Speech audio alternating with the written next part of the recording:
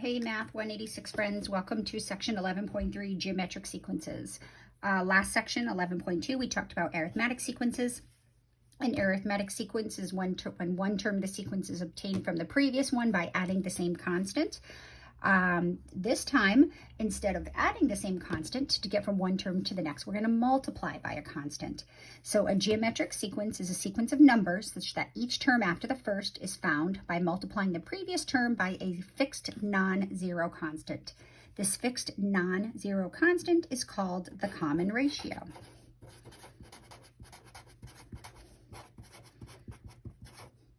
And we typically denote it with an R. So the next term in a sequence is just R times the previous term.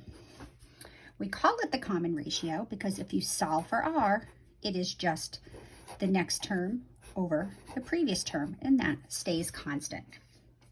So 8, 4, 2, 1, 1/2, 1/4 is a geometric sequence. We can get from 8 to 4 by multiplying by 1/2.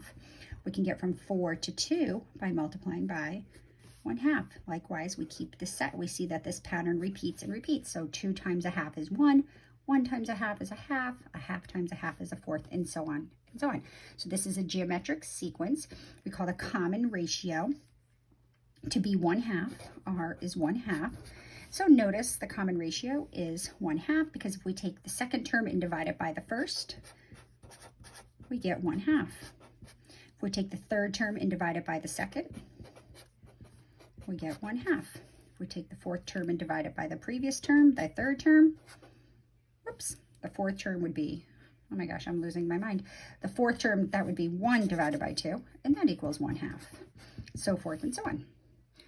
So that's why it's called the common ratio. So for this sequence, what we're going to do is look for a pattern to create a template. So for the sequence 8, 4, 2, 1, 1/2, 1/4, notice that the first term is 8. The second term is 8 times 1/2, which would be our 4. The third term is the previous term, and I'm going to leave it like this. It's 8 times 1/2, but then we're going to multiply by 1/2 again, right? So this is really 8 times 1/2 squared, and that's going to give us the third term of 2. To get to the fourth term, we're just going to take the previous term, which was 8 times 1/2 times 1/2 times 1/2, which is equivalent to 8 to the 1/2 cubed, and that gave us the 1. So the fifth term, without writing it all out, is just going to be the first number. And then to get to the fifth term, we're going to multiply 8 by 1/2 4 times. Notice the first term, there's no 1/2. The second term has 1/1/2. The third time is 1/2 squared. The fourth term is 1/2 cubed. The fifth term is going to be 8 times 1/2 to the fourth, which is 8 times 1/16, which is our 1/2. So in general, the nth term is going to be 8 times 1/2 to 1 less. So if we're looking for the 10th term, we'd raise it to the 9th power. So whatever term we're looking for, the exponent is 1 value less. So if I wanted to do the 50th term, it would be 8 times 1/2 to the 49th power. Right, and that's how we would do it. So in general, the nth term of a geometric sequence can be found by the first term times the common ratio to 1, the power 1 less than the term we're interested in knowing.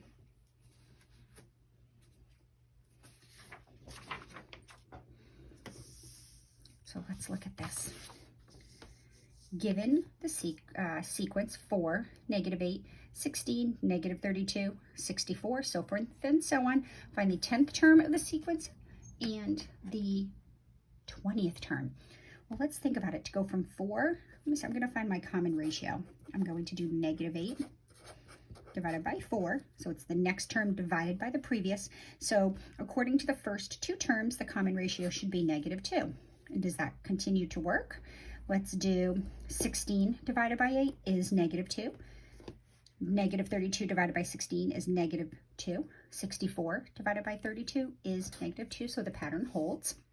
Definitely a geometric sequence with common ratio negative 2, and my first term is 4. So therefore, from this template right here, we can find the nth term is just going to be the first term times the common ratio to the power 1 less than the term we're looking for. So therefore, the 10th term is going to be 4 times negative 2 to the 9th power. Pop that in our calculator, we get negative 2048. So that's very convenient that we can find that term without actually having to list out the first 10 terms. Even better, the 20th term is 4 times negative 2 to the 19th power. And 4 times negative 2 to the 19th power gets big very quickly. This is negative 2,097,152. Much easier to use this template than actually to go out 20 terms. All right, so that's pretty simple. Let's take it up a notch. What if I gave you some terms of a sequence, but it's a little more vague? Let's suppose I said we have a geometric sequence. The third term is 2, and the 10th term is 0.015625. I want you to find the common ratio in the first term. So we know A3 is 2, right? But A3 is, we don't know the common ratio, but we know A3 is the common ratio times the first term. Nope, I switched that up. Let's see, I want to switch it the other way. I'm actually just going to do this. Here we go. Hide that, you won't even see it. Well, maybe. Well, that's not working very well. All right, I'm going to just go down here. A3 is equal to the first term times the common ratio squared. And we know that that equals 2. The 10th term is the first term times the common ratio to the 9th power, and that's 0.015625. All right, so the third term is 2. We can find the third term by taking the unknown first term times the common ratio squared. We know that that value must be 2. The 10th term is the unknown first term times the unknown common ratio to the 9th power. So what we really have going on here is we have a pair of equations. We have 2 equations and 2 unknowns. So we're going to do some clever algebra here, right? So I am going to, let's see what I'm going to do. I'm going to pick one of these and solve for A1, and we're going to do substitution. So we know, isn't it true, since A1 times R squared is equal to 2, that A1 must equal 2 over R squared. I just divided both sides by R squared. We also know, and since A1 times R to the 9th is equal to 0.015625, I'm going to take this A1 right here, what we just found to A1, I'm going to replace it in here. So we just found A1 from the previous equation to be 2 over R squared. So A1 is 2 over R squared times R to the 9th, and that must be equal to 0.015625. So this is called substitution. We pick one of the angles and one of the equations, solve for one of the variables, and then plug what we solved into the second. So what we did is we just created an equation in one variable. So what we have here is 2 times R to the 9th over R squared is 2R to the 7th, and that must equal 0.015625. Now we can solve for R. 2R over R squared times R to the 9th is R to the 7th. We're going to divide by 2. We get R to the 7th to be 0.015625 all over 2. And then we're going to solve for r by taking the 7th root. So r is equal to the 7th root of, oh, this looks terrible, 0.015625 all over 2. And this is when our calculator is going to be very handy. So I'm going to do 0.015625 divided by 2. And instead of using the 7th power, the 7th root, I prefer to use the 1/7 power. Remember, roots are equivalent to rational powers. Now watch this, I hit enter and I get 0.5. Oh, didn't that work out nice? So I know the common ratio for this sequence. We were it's like a puzzle. We have to put the pieces together. So I know the common ratio, I just found the common ratio to be 0.5. And now remember, we have these two equations right here. So we can pick one of these two, plug in 0.5 and solve for A1. So I'm going to use this guy. I just like this number better, these numbers better. Now, I can spell now. Now, A1 times r squared is equal to 2. So A1 times 0.5 squared is equal to 2. And A1 is going to be 2 divided by 0.5 squared. And what's 2 divided by 0.5 squared? It's just 8. Imagine that. So therefore, it says find the common ratio.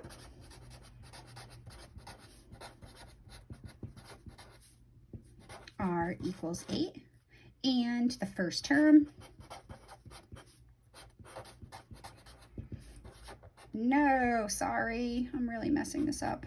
Common ratio is 0.5 and the first term is 8. So therefore, it didn't ask for this, but we're going to do it just to check. So therefore, the template is going to be the nth term is going to be the first term times the common ratio to the n minus 1 power. So let's just check. Does it work? Because we were told that the third term is 2 and the 10th term is this. So let's just make sure that this all works. So A3, according to this template that I created from the common ratio in the first term, is going to be 8 times 0.5 squared. And 8 times 0.5 squared is 8 times 0.25, right? Which is 8 times a quarter, which is 2. And A to the 10th term, according to this initial number we got in the common ratio, is going to be 8 times 0.5 to the 9th power. Well, I'm going to pull out my calculator for that one. 8 times 0.5 to the 9th power. Look at that, 0.015625. And that's what we were told the first term was. So we can actually use the common ratio in the first term that we found, create the template, and see if it works. And it did. So we can be confident in our answer. All right, we talked about partial sums with arithmetic sequences. Let's talk a little bit about partial sums for geometric sequences. Given a geometric sequence with the first term A1 and the common ratio R, if we're not given the first term in the common ratio, we can find it, being clever with our algebra. Then the nth partial sum is the sum of the first n terms. Let me just write that as a reminder. Sum of the first n terms can be found with this cool little template. It's the first term times 1 minus the common ratio r to the nth power all over 1 minus r. Again, the proof of this is in your text. So this works just for geometric sequences. So let's suppose I wanted to, for some reason I needed to add the first 18 terms of this guy. So we have to check first that it's a geometric sequence. 1 times what is 2? Well, it looks like the common ratio should be 2. 1 times 2 is 2. 2 times 2 is 4. 4 times 2 is 8. 8 times 2, the next term would be 16. So we can see that we already know clearly that the common ratio is 2 and the first term is 1. So the sum of the first 18 terms, we don't even need to know the 18th term this time. So it's actually kind of cool. It's just going to be the first term times 1 minus 2 to the 18th power This time the powers match, all over 1 minus the common ratio. All right, this looks kind of weird, doesn't it?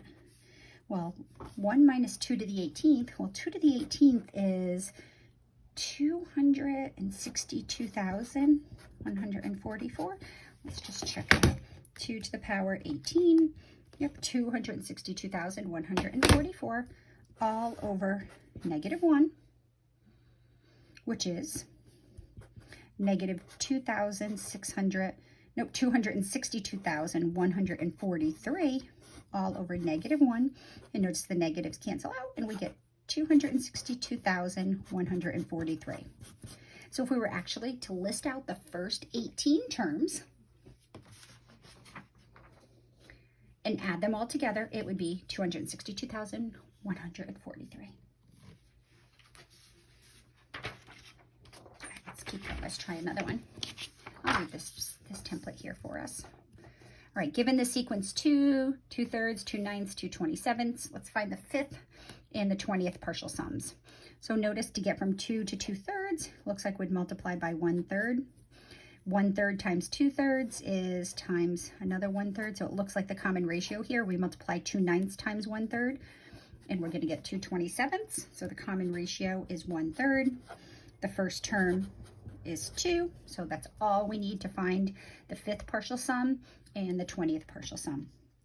So the 5th partial sum is just going to be the first term, which is 2, times 1 minus the common ratio to the nth power, so to the 5th power, all over 1 minus the common ratio.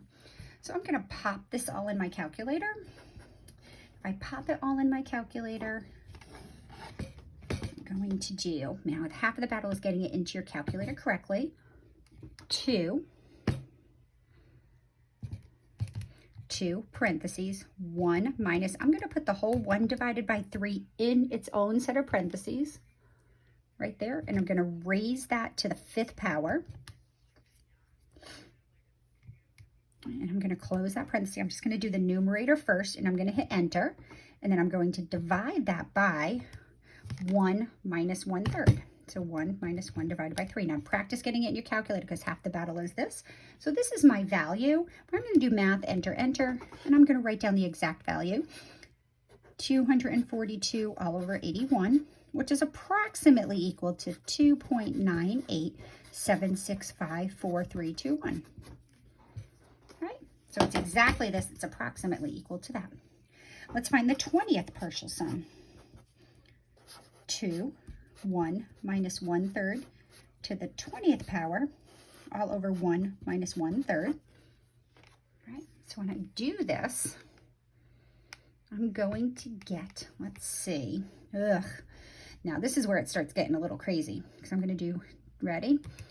Wait for it, 2 times 1 minus parenthesis 1 divided by 3 to the power 20. Whoops, I didn't mean to do that, 20. Let's get out of there, close that parenthesis. And then I'm going to divide that by parenthesis 1 minus 1 divided by 3. It's giving me 2.99999. I hit math, enter, enter. It's not even giving me, it won't even let me convert it to a fraction. So it's going to be about equal to 2.9999999 as far as we can go. Right there. All right, let's just take a note here. Something kind of cool happens. Let's suppose I wanted to find, what if I keep adding? Like it didn't go up very much from the 5th to the 20th sum, but notice these numbers that are contributing each time are getting smaller and smaller. We are only adding 2/27 after the 4th term, and then we're gonna, if we multiply by 1/3 again, we're only adding 2 over 81. So let's suppose I wanted to add the sum of the first 50 terms, 2 over 1 minus 1/3 to the 50th power, all over 1 minus 1/3. I'm gonna pop that in my calculator and see what my calculator tells me. So it's gonna be 2 times 1 minus parenthesis 1 divided by 3 to the power 50. I'm going to get that answer, and I'm going to divide that by 1 minus 1 divided by 3. Right now it's telling me the answer is 3, but I'm going to tell you right now that it's really not 3. It's just so close to 3 that your calculator is calling it 3. If I tried to do this with 100 terms, it's going to be 2 times 1 minus 1/3 to the 100th power, all over 1 minus 1/3. Now I'm adding 50 more terms. Here I added 30 more terms when I went from the 20th sum to the 50th sum, and it only jumped up 0.00000001. If I add 50 more terms, how are things going to change? 2 parenthesis 1 minus parenthesis 1 divided by 3 to the power 100. Get out of the power, close that. And then I'm going to divide that by 1 minus 1 divided by 3. Right, so I added 50 more terms, and my calculator is still telling me 3. What's happening is the terms are getting so small at the end that they're contributing this little tiny infinitesimal number that it just doesn't even count. So we actually can conclude that if we add these terms infinitely, it's just going to equal 3. Because it's never going to go beyond 3. If you change this to 1,000, it's still going to tell you 3. If you change it to 1,000,000, it's still going to tell you 3. So we can add infinitely many numbers when we have a geometric sequence. Infinite sum for a geometric sequence. If you have a geometric sequence, and as long as the common ratio is a number between 1 and -1, we can only do infinite sums when my common ratio is between 1 and -1. Then the sum of the related series is, ready? It's just so simple. The infinite sum is just going to be the first term over 1 minus the common ratio. So for this previous example, if we use this template, right, A1 is 2. The common ratio is 1/3. So the infinite sum, according to this template, is the first term all over 1 minus 1/3, which is equal to 2 over 2/3, which is equal to 3. So the template gives us what we saw when we were adding more and more terms.